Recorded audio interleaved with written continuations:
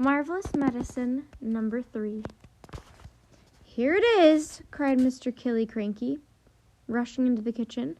1 carton of flea powder for dogs and 1 can of brown shoe polish. George poured the flea powder into the giant stewing pot. Then he scooped the shoe polish out of its can and added that as well.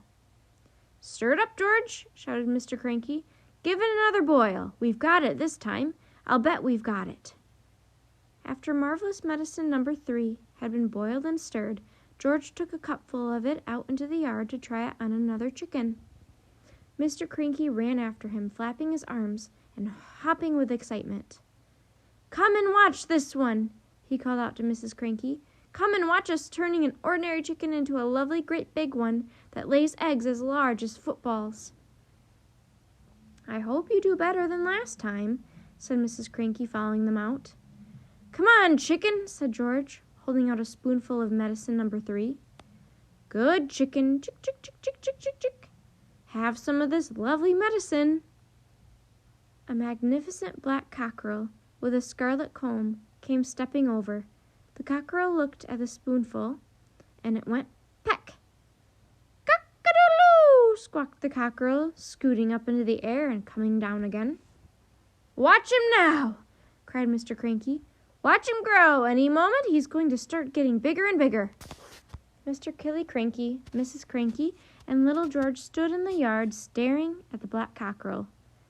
The cockerel stood quite still. It looked as if it had a headache. What's happening to its neck? Mrs. Cranky said. It's getting longer, said George. I'll say it's getting longer, Mrs. Cranky said. Mr. Cranky, for once, said nothing. Last time it was the legs, Mrs. Cranky said. Now it's the neck. Who wants a chicken with a long neck? You can't eat a chicken's neck. It was an extraordinary sight. The cockerel's body hadn't grown at all, but the neck was now about 6 feet long. All right, George, Mr. Cranky said. What else have you forgotten? I don't know, George said. Oh, yes, you do, Mr. Cranky said. Come on, boy, think. There's probably just one vital thing missing, and you've got to remember it. I put in some engine oil from the garage, George said. Did you have that on your list? Eureka!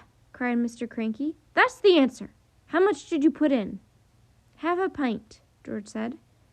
Mr. Cranky ran to the garage and found another half pint of oil. And some antifreeze, George called after him. I sloshed in a bit of antifreeze.